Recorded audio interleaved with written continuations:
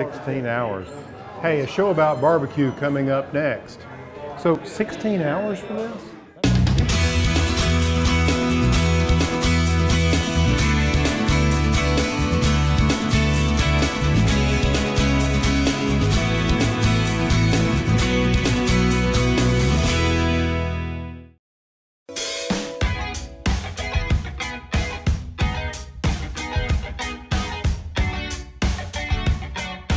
Hi, I'm Alan Smith. Welcome to Garden to Table. I'm in Kansas City, Missouri, home to beautiful fountains, parks, architecture, and some legendary barbecue, and that's what we're focusing on in today's show. Now, if you want great barbecue, you have to follow the pig. And what I mean by that is, all the best recipes are just recipes without the best cuts of meat. But of course, to get the best cuts, you have to go right to the source, and that's what we're going to explore today. I'm also going to share some healthy and delicious recipes that are perfect for your next barbecue.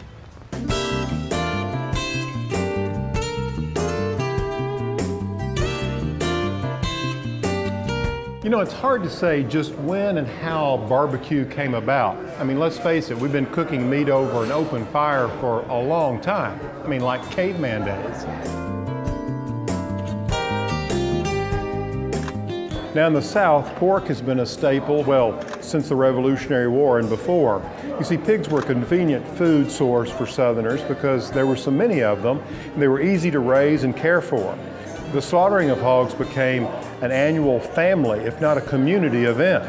Some barbecue historians believe that Southern barbecue grew from these community-involved gatherings. If you've ever Googled barbecue, you'll find that Arthur Bryant's barbecue in Kansas City comes near the top, if not the top, every time. Hey, celebrities and presidents have been coming to this place for decades, and I know why. It is so delicious. So why don't we head back to the kitchen and see if we can't learn a few of their trade secrets. Well, this is just a beehive of activity here. Oh yes, just another day at Arthur Bryant's. Is it really? So this is where it all happens. This is the pit. Yes, sir. This is the pit here. Primarily hickory and oak, and that's what we cook with. I don't want to get into the family recipes here too much, but one of the keys with this is, I guess, cooking it for a long time and at a low heat. Yes, sir. We cook it about 12 hours between 225 and 250 degrees. Really? 12 hours? About 12 hours, yes, oh my sir. gosh. The brisket. The next step is the cooking process. Oh, great. Aha. Well, this is where it happens. Oh, you got a big rack up there. Oh, yes. This is a slab. We cook the ribs anywhere from 4 to 5 hours. 4 to 5 hours. Yes, wow, sir. look at that. That's beautiful. This is a pork shoulder. Oh, look at that. Cook it about 12 hours. Okay, this is called a barbecue roll. All right, the barbecue roll. Look at that. It sure is. All right, now with all this out, I mean, at this point, you're ready to serve the customers, right? Yes, sir.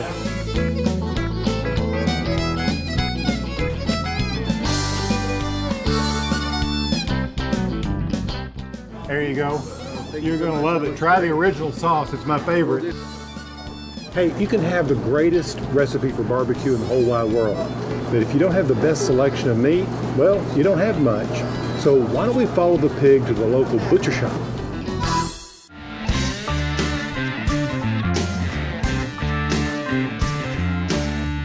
Alex, you've certainly taken a unique approach to the local butcher concept. What we've really tried to do is bring the local back into the local butcher. So it's not just a man that you know who's cutting meat, it's also a place where you know that all the meat is local. It's about the sourcing. It's about the sourcing. It comes from, about 100 miles from here. And we can tell you where this pig came from, when it was raised, what breed it was, and just everything you would want to know. And you may have even been to the farm itself. I have been to all these farms, yes. Right, Make farm visits before we buy anything from people. Excellent. This is a pork shoulder, AKA the Boston butt. And what Adam's doing right now is we're just gonna take the bone out so you can kind of see where everything comes from.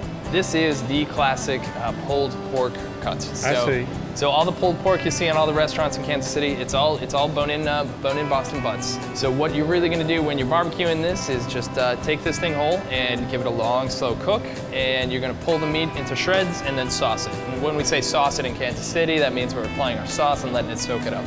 What we do that's a little different is we get some heritage breed pigs.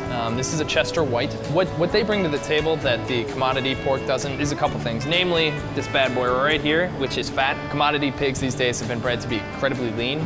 He was selected on breed certification information.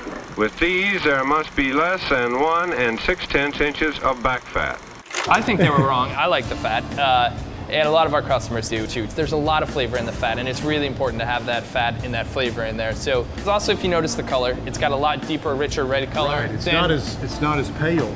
It's not the other white meat. Right, right. It's very much a red meat. It's definitely a red meat.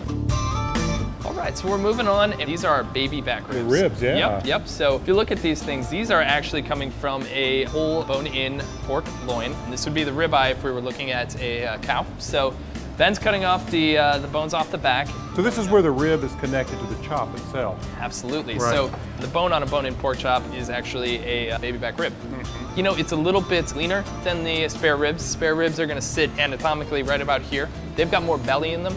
This has more loin. Fatter, right? Yep. So these are our pork ribeyes, aka a bone-in pork chop.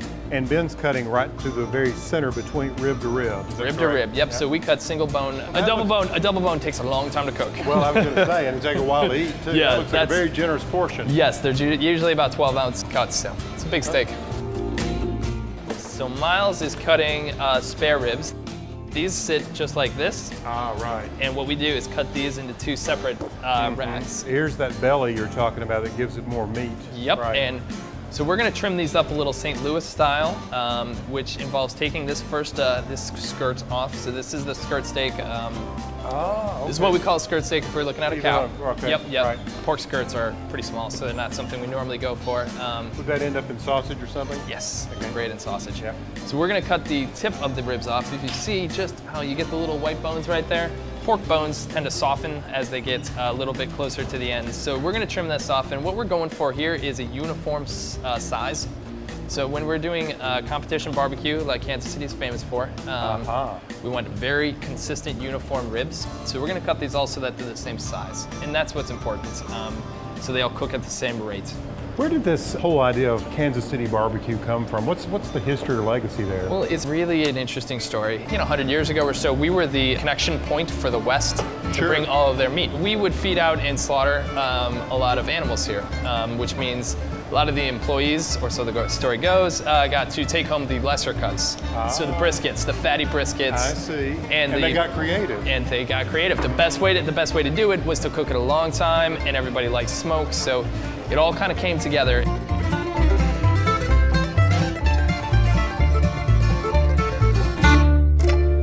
This is certainly a great way to understand where your food comes from, but we're going to take this one step further.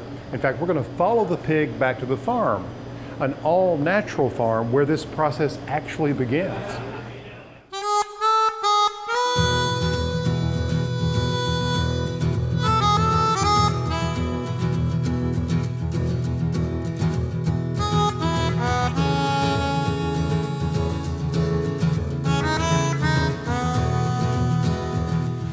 Tom, these are looking really nice. They're finishing out.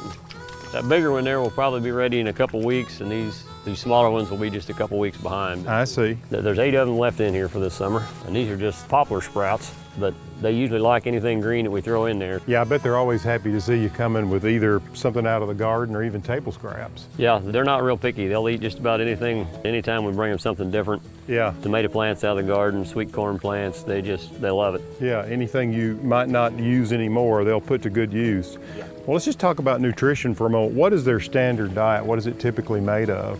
They've got access full-time to a feeder that's got corn, soybean meal, and then vitamins and minerals added in it. The approach you're taking here is there's no antibiotics in this, or there's no animal products or byproducts in their feed. Strictly a vegetarian-based feed. A lot of times there would be a pesticide, a wormer in their feed, but we just don't see a need for that. Mm-hmm. If they're outdoors with a little room to move around, we never have to doctor a sick one. Just don't see the need to feed it. That's great. If they're not sick, they don't need drugs. Well, and also the fact that they're not confined. I mean, you've got them in a lot here where they can be in the shade, they can be pigs, they can wallow around in the mud, which it looks like these are having a good time doing. Yeah, they're appreciating the rain last weekend too.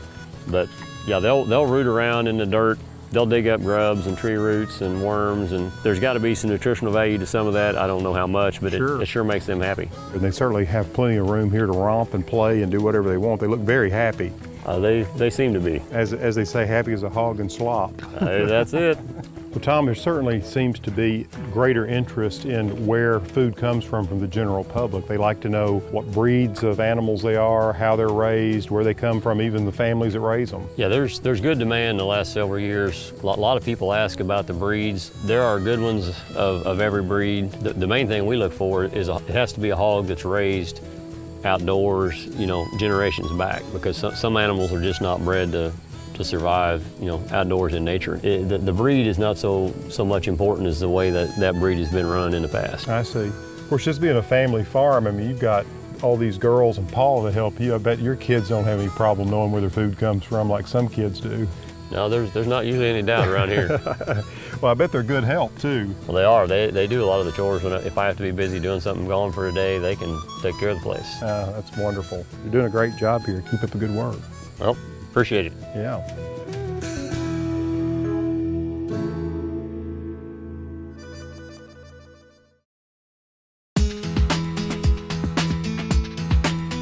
Of course, the classic and perfect side dish to barbecue is potato salad. And when you create a potato salad with fresh ingredients like this one and use lots of basil, it's really outstanding. You see, basil is typically relegated to the herb garden, but I believe it should be used throughout the garden and in containers as well. You might be surprised to know that there are many types of basil. There's dwarf Greek basil, and I love this one called spicy globe. These are excellent choices for bordering raised beds or for growing in containers. Their leaves are small, which makes them perfect for bite-sized appetizers. And then there's lettuce leaf basil on the other end of the spectrum. They have really large leaves, hence the name lettuce leaf. The large leaves are a peppery flavor with a hint of mint and clove, perfect for tomato sandwiches, for instance. And then, of course, there's sweet basil. It's so easy to grow, and I can't get enough of this stuff. That's what we used in this recipe. Now, even though there are lots of different kinds of basils out there to choose from, they all have similar growing conditions. They love a sunny location. They like consistent moisture, but well-drained soils.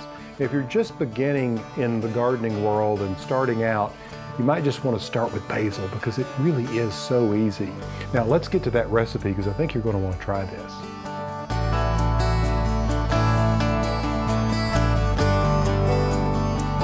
To kick this recipe off, you'll need 1 pound of red potatoes cleaned and cut into bite-sized chunks, plus 5 ears of corn cleaned and shucked. In separate pots, boil the potatoes until they're tender. That'll be about 10 to 15 minutes. You see, you don't want them to be too soft. And then boil the corn for about 5 to 7 minutes until the kernels are tender. While the potatoes and corn are cooking, take 1 pint of grape tomatoes and cut those in half, and thinly slice 1 small red onion. When the potatoes and corn are ready, drain the water and submerge them in an ice bath to stop them from cooking any further. Okay, now after the potatoes and corn have cooled, drain them, cut the kernels of corn off of each ear. Now be sure to hold the corn upright with a dish towel so your hand doesn't slip. And just add those kernels to a bowl with the potatoes. Next, add in the tomatoes, the onion, and now it's time for the basil. What I use is sweet basil, and I used about 10 to 12 leaves, coarsely chopped. Add those to the blend, and then finish it off by drizzling 1/4 cup of extra virgin olive oil and the juice from 2 lemons. Then just sprinkle 2 teaspoons of an all-purpose Greek seasoning.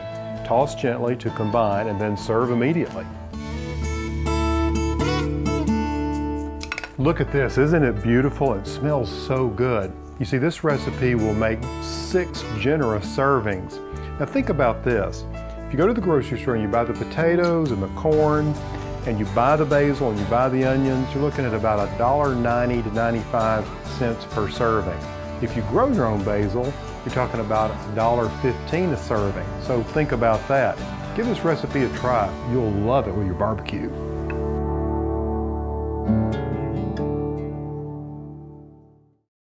Okay, now you've learned a lot about the meat, where it comes from, how it's made, how you cook it, which is the most important part of the barbecue. We're going to talk a little bit about the sauces now. And the sauces we're going to be talking about come from this area called the barbecue belt. which is definitely in the South. It runs from the Carolinas all the way over to Arkansas, a little bit into Oklahoma and Texas, but not too far into there. Sauce is extremely important in the South. There are signature sauces. Every state sort of has its own flavor. And so we're gonna start off with a basic barbecue sauce here from the Carolinas. You'll find this in Eastern Carolina, both north and south. It's just pepper and vinegar with a little bit of salt and a little bit of sugar. Got a couple of different peppers in there. You can see kind of the red pepper flakes floating around, and just some coarse ground pepper as well, black pepper. All right, now this is what many people consider to be sort of the original barbecue sauce. All barbecue sauce is vinegar based. Here we have some apple cider vinegar, which is very popular, especially in the lower southern states and in South Carolina. North Carolina, you're gonna get more of just a plain white distilled vinegar. As you move to the west in Carolina, you get what's known as a Lexington dip. And it's essentially the same thing. It's got pepper in it, it's got some vinegar, it's got salt, some sugar, but they also made a couple of changes to it. One, they tend to use brown sugar when they make this sauce instead of just white sugar. And it also has a little bit more hot sauce in it, and they add some ketchup. And so tomatoes are finally being introduced into it with the ketchup. It's not too much here. You can see it's not super red, but as we start moving south, we're gonna start adding more and more tomatoes and more ketchup. That's what this sauce is here. This is a sort of Western South Carolina sauce. As you can see, it's much thicker than what we've had so far. It's very sweet. It also has dark brown sugar in it, lots of tomatoes, lots of ketchup. There's a little bit of onion in this. As you can see, it's a lot thicker than the other two sauces we've been dealing with so far. It's a little stickier, it's a lot sweeter. As I mentioned, these use brown sugar. This one uses a dark brown sugar, this uses light brown sugar as opposed to just plain white sugar. All brown sugar is white sugar that's been mixed with molasses. And the more molasses you use, the darker the sugar gets. So these are your basic sauces. So from this point, as we move across what we call the barbecue belt, we're just gonna get variations of these sauces. So for instance, in South Carolina, over on the east side, you get what's called mustard-based sauce. Really yellow, we got some mustard in there. It's still peppers, it's still sugar, it's still vinegar, it's all that, but instead of ketchup, we've got mustard, we get this nice bright yellow sauce. And in Tennessee, what they're gonna do is they're gonna completely get rid of using sugar at all and just go for straight molasses. They're also gonna add, what else? Tennessee whiskey, and they use it primarily for ribs. Going back down south again, we get a Mississippi mop sauce.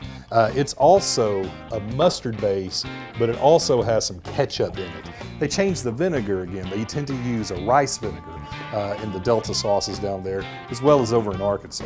Gives it a little bit of a sweeter flavor than just your plain white distilled vinegar. Now, by far the strangest looking sauce that we have, this is a sauce invented by Big Bob Gibson in Decatur, Alabama. It's called Alabama white sauce, and it looks almost like a ranch dressing. It is a mayonnaise-based sauce. He doesn't use ketchup, doesn't use mustard, puts mayonnaise and horseradish in there, still with the vinegar, still with the peppers and the other spices and hot sauce. It's a really tasty sauce. It's kind of tangy, so I recommend you try it on chicken sometime. But remember, as the saying goes in the barbecue belt, if it ain't pork, it ain't barbecue. All right, and our last sauce here, rounding out our barbecue belt, comes from Georgia. It's once again a tomato-based sauce, very thick as you can see. But what makes it a little bit different, we put some peaches in there to give it a really sweet flavor. So that's some Georgia peach sauce for you. Still peppers, still vinegar, still all the basic ingredients. But once again, giving it a little regional flavor by throwing in something you can't get just anywhere. Hope you've enjoyed this tour of the sauces of the South. I'm gonna have me some barbecue.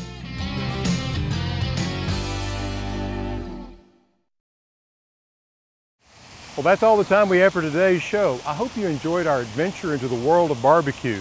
Until next time, good eating and good health.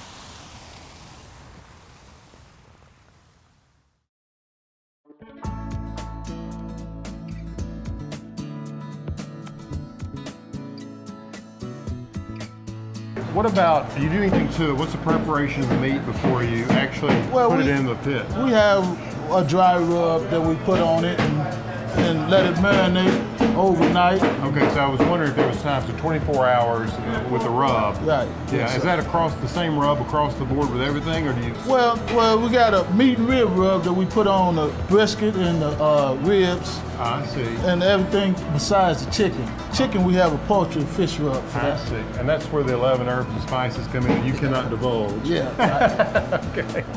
You know, Kansas City is actually got a really rich barbecue tradition in the sense that we do a lot of different barbecue. Yeah, Okay, so there's a North range. Carolina does a lot of great pork shoulder. We do pork shoulder, we do chicken, we do beef, we do sausage, we do brisket. We get everything dirty here, and it's all great. It's good Yep. stuff. P. Allen Smith's Garden to Table is brought to you by The Berry family of nurseries, growers of edibles, hardy trees and shrubs, and fresh holiday greenery. And by the makers of Job's Organic Fertilizer, now in spikes, granular, and water-soluble formulas. EasyGardener.com. More information on today's topic and other topics covered in this series can be found at pallensmith.com.